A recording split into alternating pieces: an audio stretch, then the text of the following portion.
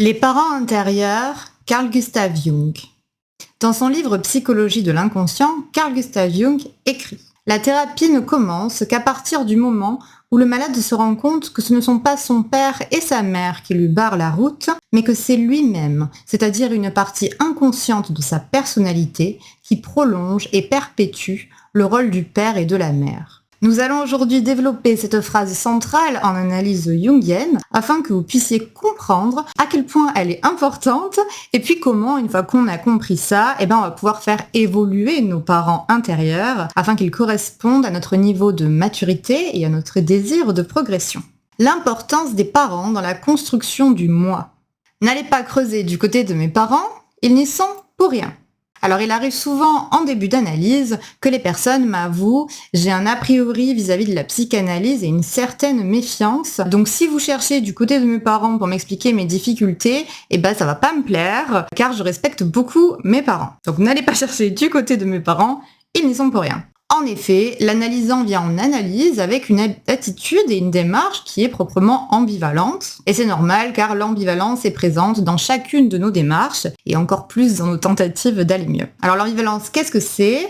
C'est l'attitude consistant à dire « je veux, mais en même temps je veux pas ». Je veux dire, mais je ne veux pas avouer. Je veux comprendre, mais je ne suis pas sûre d'être prêt à regarder certaines choses ou à changer ma manière de voir les choses. J'ai tel désir, mais je ne suis pas prêt à le regarder et à l'affronter. Ou encore, j'ai telle difficulté, mais je ne suis pas capable d'identifier dans quelle mesure elle vient de moi, car ça me demande des efforts et une certaine modification de la perception que j'ai du monde. Donc l'ambivalence, vous l'avez compris, vous voyez très bien de quoi je parle, c'est une donnée nécessaire en psychologie, simplement car l'être humain est complexe, et puis c'est sa complexité qui fait sa richesse. Ainsi, l'ambivalence s'exprime souvent de cette manière en début d'analyse. La personne formule en quelque sorte cette phrase « Je sais bien que je vais devoir parler de mes parents au cours de l'analyse, mais je veux pas dire du mal d'eux. » Donc de cette manière, les personnes me préviennent. Donc l'intention est très belle, elle est mue par une volonté affichée de respect de ce qui a été transmis par la famille, mais plus inconsciemment aussi d'une loyauté vis-à-vis du système familial. Or, lorsqu'il y a un conflit de loyauté, c'est compliqué, Tout conflit de loyauté est, par définition, difficile à désamorcer. D'un autre côté, si une personne s'adresse à un psychanalyste, quelle que soit sa sensibilité dans l'approche, qu'il soit freudien, lacadien, jungien ou autre, la personne sait qu'il lui faudra parler de ses parents. Car l'analyse n'est pas une thérapie brève. L'objectif de l'analyse, c'est une compréhension profonde de son propre mode de fonctionnement dans le but de se libérer des comportements et des schémas qui nous causent du souci. Or, ce mode de fonctionnement, il prend racine dans l'enfance. Il est donc incontournable d'aller regarder dans l'enfance pour voir un petit peu les graines qui ont été comme ça semées par le contexte dans la personnalité. L'enfant construit son moi sous la supervision du couple parental. Si l'enfant n'a pas de parents ou s'il lui en manque un, d'autres adultes auront donc fait le job. L'enfant se construit en tout cas sous le regard de ses adultes référents. Ainsi, en début d'analyse, les premières séances sont consacrées à ce qu'on appelle le travail d'anamnèse.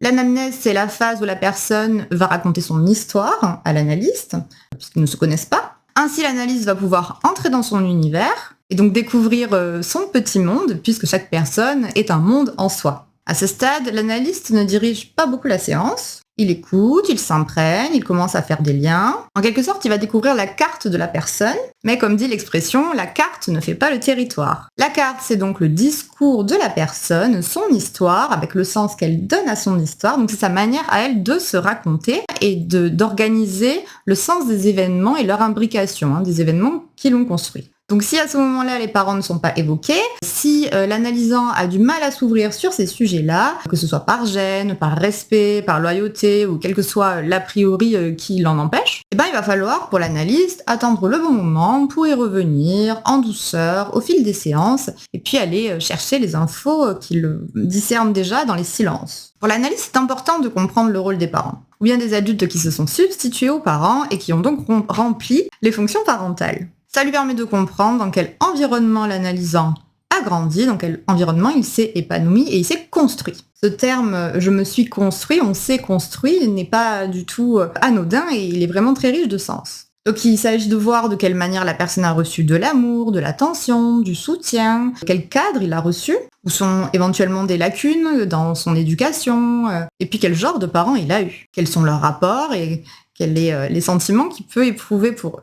Alors c'est important car l'enfance, c'est une période de la vie qui est absolument essentielle et puis qui dure un temps très long. En effet, l'enfant n'a pas du tout la même notion du temps que l'adulte. Chaque année qui passe pour un enfant est équivalente à plusieurs années d'une vie d'adulte. En tout cas dans son expérience, dans sa petite vie. Et puis l'enfant étant un être extrêmement sensible et vulnérable, toutes les tempêtes qu'il va traverser durant ses premières années de vie auront un impact fort sur la construction de sa personnalité. Les parents sont ceux qui vont lui donner ses premiers repères et son premier système de valeurs. La transmission parentale s'opère donc d'abord sur un plan inconscient, car le tout petit enfant gardera dans sa personnalité la trace de l'éducation qu'il a reçue très jeune et des événements qu'il a vécus, qu'il a traversés, et même à une époque dont il ne peut plus se souvenir. Donc ça se passe d'abord sur un plan inconscient, cette influence. Et donc également, si à un âge précoce il a vécu des tempêtes, elles resteront marquées en lui et elles pourront lui créer des insécurités en fait, qui feront bientôt partie de son caractère et insécurités qu'on pourra retrouver à l'âge adulte. Le couple intérieur. Alors cette idée de couple intérieur, induit donc une répartition, à l'image des parents qui se répartissent l'éducation de l'enfant. Aussi, chaque couple étant unique, il faudra regarder comment le couple fonctionnait et comment les aspects de l'éducation ont été répartis pour observer sur le plan psychique, en gros, la partition initiale de base de la psyché, c'est-à-dire le premier cadre dans lequel a évolué l'enfant, et qui, donc, du coup, est automatiquement son premier cadre psychique aussi. La mère. Sur un plan psychologique, la relation à la mère va avoir une influence au niveau des sphères émotionnelles, relationnelles, affectives, imaginaire et intuitive. Si l'enfant a reçu ce dont il avait besoin dans ces domaines-là, il aura probablement une facilité à créer des relations, à exprimer sa créativité, ses émotions et ses besoins, à naviguer en quelque sorte de manière fluide dans la vie, à être en empathie avec l'autre et à prendre soin de lui. S'il y a un déséquilibre dans un sens ou dans l'autre, des difficultés dans ces domaines-là peuvent se faire jour. En effet, le déséquilibre peut être dans un sens ou dans l'autre, c'est-à-dire dans un excès ou dans un manque, et pourtant aboutir au même résultat, au même genre de difficultés. Par exemple, on peut avoir du mal à être en relation, soit parce qu'on a été surprotégé et donc en quelque sorte on a été étouffé, soit parce qu'on a au contraire manqué de contact physique, de douceur et d'amour prononcé par la mère. De même, on peut avoir du mal à s'exprimer, soit parce qu'on a eu une mère intrusive à qui on devait tout dire par exemple, et donc on a fini par plus rien dire, soit parce qu'on n'a jamais eu vraiment la réception pour être entendu dans sa vérité. Et donc, finalement, on a fini par se dire que c'était pas très intéressant de parler de soi. Vous voyez donc qu'une même conséquence peut être due à un excès dans un sens ou dans l'autre. Je vous ai donné ces exemples rapides pour vous montrer l'importance pour l'analyste d'aller creuser un peu en posant des questions de temps en temps pour voir de quel côté la balance aurait pu éventuellement pencher. Le père. Sur un plan psychologique, la relation au père va influencer le rapport qu'on entretient au fait d'agir, de construire, d'exprimer des idées, d'atteindre les objectifs qu'on se fixe, d'organiser ses pensées, d'être stable financièrement et fiable de manière générale. Une personne qui aura donc bénéficié d'un modèle paternel plutôt sain n'aura pas de difficultés particulières à élaborer un projet et à le mener à son terme, à avoir confiance en lui, à se donner les moyens de réaliser ce qu'elle désire, à faire valoir son point de vue, que ce soit dans un groupe ou oralement, et puis à être là où elle est attendue. S'il y a un déséquilibre dans un sens ou dans l'autre, ça deviendra plus compliqué.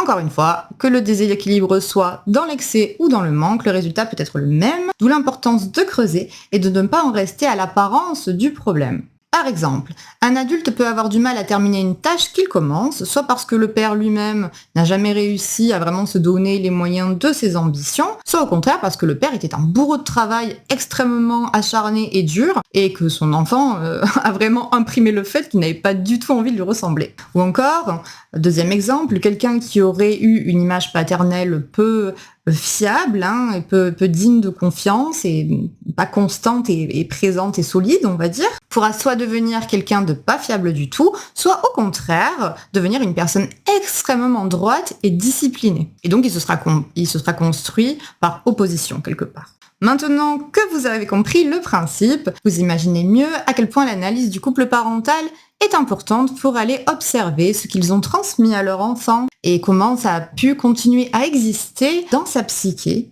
même à l'âge adulte, sous forme d'imitation, autrement dit en prolongeant les valeurs ou les lacunes transmises, ou à l'inverse sous forme de rejet et d'opposition en prenant le contre-pied du modèle parental. L'animus et l'anima. En psychologie analytique, on utilise deux archétypes pour désigner les énergies féminines et masculines de la psyché. L'animus va désigner l'énergie masculine de la psyché, l'énergie yang. L'anima désigne plutôt l'énergie féminine de la psyché, l'énergie yin. Nous avons tous en nous ces deux polarités, c'est-à-dire cette énergie féminine, cette énergie masculine. Et ces énergies-là se sont construites sous l'influence du modèle du couple parental ou des adultes référents. Donc soit par imitation, comme nous venons de le voir, ou bien par opposition. Mais ces énergies-là ne sont pas figées, elles sont changeantes. Elles bougent au gré de notre évolution et leur métamorphose régulière est nécessaire pour notre santé mentale, puisque à chaque étape de notre vie, on doit bouger. On doit bouger intérieurement, on doit un petit peu revoir l'ameublement de notre psyché. Et donc c'est ici que nous allons pouvoir reprendre la phrase de Jung pour mieux comprendre ce qu'il entendait par là. Ce ne sont pas son père et sa mère qui lui barrent la route, c'est lui-même.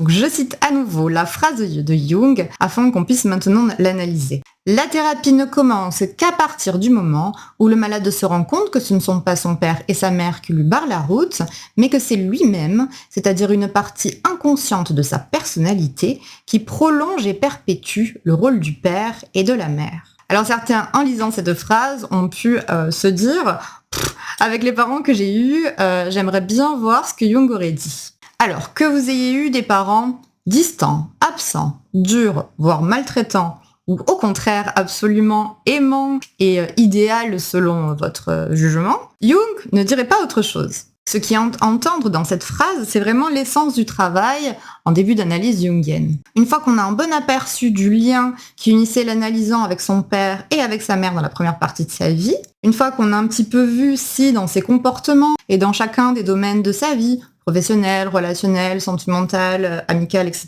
Donc si dans ces domaines-là, il se positionnait plutôt dans une imitation du modèle, ou plutôt dans un rejet du modèle, on va avoir en quelque sorte un espèce de plan de l'organisation des énergies dans sa psyché. Donc c'est de ces deux énergies féminines et masculines. À certains endroits, par exemple, l'énergie masculine va être très saine, mais à d'autres endroits, il va y avoir quelques failles, etc. Et ce qui intéresse l'analyse jungienne, c'est vraiment l'organisation de la psyché de la personne au présent, c'est-à-dire aujourd'hui et maintenant, au moment de l'analyse. En gros, c'est de voir est-ce que cette organisation psychique intérieure est adaptée avec les défis du moment, la maturité du moment, l'évolution de la personne, ou est-ce qu'il y a quelque chose dans ses valeurs, on va dire, transmises qui lui empêche d'accéder à sa vérité à lui, à ses désirs à lui, à ses valeurs à lui, personnelles. Les parents intérieurs ne sont pas les parents actuels. Il y a des personnes qui ne changent pas énormément au cours de leur vie, ces temps-ci. Et puis, il y a des personnes, en revanche, qui vont être amenées à beaucoup changer au cours de leur vie, à vraiment avoir des grands moments comme ça, très différents. Alors que vos parents fassent plutôt partie de la première catégorie, avec une certaine constance comme ça dans l'évolution, ou plutôt de la seconde catégorie, avec des parents un peu touche à tout et difficiles à suivre. Quoi qu'il en soit, aujourd'hui, ils sont forcément différents des individus qu'ils étaient quand vous étiez enfant, c'est-à-dire il y a 30, 40, 50 ans ou plus. Ils se sont probablement améliorés, certainement adoucis, assagis, ou encore, peut-être qu'ils ne sont plus là.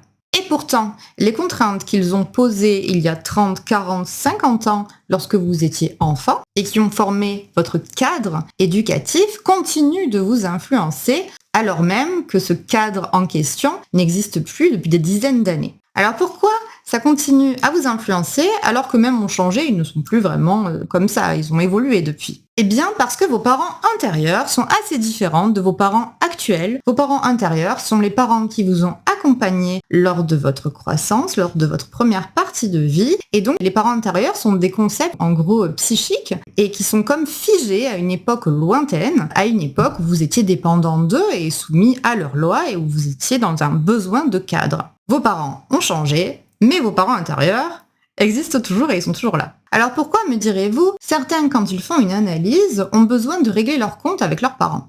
En analyse, la parole se libère, la langue se dénoue. Les séances d'analyse posent le cadre bienveillant où la confidence est rendue possible. Et donc quand on commence à parler, des souvenirs peuvent remonter, des liens vont se faire. Et donc naturel d'avoir besoin de mettre les points sur les i à un moment donné avec sa famille ou avec les personnes qui nous ont vu grandir pour pouvoir réhabiliter la sensibilité quelque part de l'enfant qui alors a pu être frustré ou pas comblé et qui n'avait pas les moyens de s'exprimer. Si donc le besoin est là de régler ses comptes en quelque sorte, il faut l'écouter.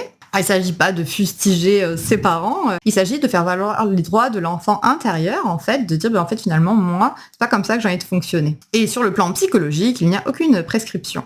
Et après, si donc besoin est de faire un point avec ses parents, ses vrais parents, même des années plus tard, faut l'écouter. Cependant, faut bien garder à l'esprit que ce n'est pas en exprimant à ses parents les reproches qu'on aurait eu à leur faire quand on était enfant par rapport à des événements qui nous ont laissé des traces, ou bien en leur confiant des choses qui nous ont blessés et qui nous hantent. Ce n'est pas comme ça que l'affaire sera réglée et que l'analyse sera terminée. Si ça peut être nécessaire et faire partie du processus thérapeutique parfois, ce n'est pas ça qui va résoudre le problème. On peut même dire qu'à ce stade, il y a un petit peu tout le travail qui reste à faire. Puisque donc les parents intérieurs sont différents des parents qui, eux, dans la vraie vie, ont vieilli, échangé et évolué, il va donc falloir rentrer en soi pour aller affronter ces parents intérieurs, pour comprendre la manière dont ils influencent l'estime qu'on a de soi-même, et puis pour leur donner les conditions de se métamorphoser. Si on métamorphose les parents intérieurs, alors on change le cadre qui nous contraint et on peut accéder à un cadre qui est plus harmonieux avec l'adulte qu'on est devenu. Par exemple, si j'ai eu une mère maltraitante et un père dévalorisant, alors j'aurais peut-être tendance moi aussi à être méchante par réflexe pour me protéger, ce qui est tout à fait compréhensible. Mais ce comportement me sert-il ? Non, ce comportement me cause du souci puisque les gens se détournent de moi. Et puis est-ce que le fait d'être méchante va effacer mon enfance douloureuse ? Non, au contraire, ça va la maintenir actualisée. Est-ce que ça me permet de ressentir qu'en faisant ça, je prends ma revanche sur mes parents ? Non, parce qu'à eux, ça ne leur fait rien en soi. Ça ne les concerne plus. Alors c'est un exemple un peu extrême, mais tiré d'une situation que j'ai connue en tant qu'analyste. Alors on voit bien ici, comme disait Jung, que ce ne sont plus les parents qui barrent la route. En l'occurrence, la personne à laquelle je pense n'avait plus ses parents en vie. Donc c'est bien l'individu lui-même, c'est-à-dire une partie inconsciente de sa personnalité, puisque la personne n'a pas conscience de sa manière de fonctionner. Donc c'est une partie de lui-même qui prolonge et perpétue le rôle de père et de la mère. En gros, la personne se comporte comme si ses parents étaient toujours là, comme s'ils étaient toujours maltraitants, comme si elle était toujours des années et des années et des années en arrière. Ainsi, je suis d'accord avec Jung quand il dit que la thérapie ne démarre réellement qu'à partir du moment où il y a une prise de conscience de cet ordre-là. Ce ne sont plus mon père et ma mère le problème. Ce sont la trace qu'ils ont laissée dans la structure de ma personnalité. Quand on a compris ça, on peut voir chacune de nos réactions, de nos comportements problématiques, comme finalement une occasion de remonter à la fois à l'origine de ce qui l'engendre, c'est-à-dire au contexte qui a créé ce système de réaction, mais pour ensuite pouvoir nous libérer de notre dépendance inconsciente à un système de valeurs hérité qui n'est pas le nôtre. Et donc on peut ressentir vraiment qu'on a le droit et le pouvoir et la capacité de s'en débarrasser, voire dans certains cas on en a le devoir, afin de se forger un cadre psychique qui soit complètement en accord avec nos valeurs profondes. Et ainsi les parents intérieurs vont petit à petit se métamorphoser. On va observer des changements dans toutes les sphères liées au féminin, par exemple si le travail principal à faire est un travail autour de la mère, avec une amélioration dans le relationnel, une meilleure gestion des émotions, etc. par exemple. Et puis si le problème touche au côté plutôt masculin, on va voir que la personne devient tout à fait capable à un moment donné de faire ce qu'elle veut faire, alors que peut-être pendant des années, elle se sentait incapable de mener quelque chose à bien. Et de cette manière-là, on va réorganiser notre cadre psychique et la carte de notre psyché et la carte de l'histoire qu'on se raconte va pouvoir être apaisée et harmonisée et alignée avec qui on est vraiment. Merci de m'avoir écouté. Comme d'habitude, je vous invite à nous rejoindre sur le groupe Facebook Les Rêveurs si vous souhaitez partager du contenu à propos de vos rêves et de la psychologie analytique de Carl Gustav Jung. Et si vous voulez voir un cours gratuit pour apprendre à analyser vos rêves comme Jung, je vous invite également à regarder le lien dans la description. Pensez à vous abonner pour ne pas manquer les prochaines vidéos. Merci d'avance, à bientôt.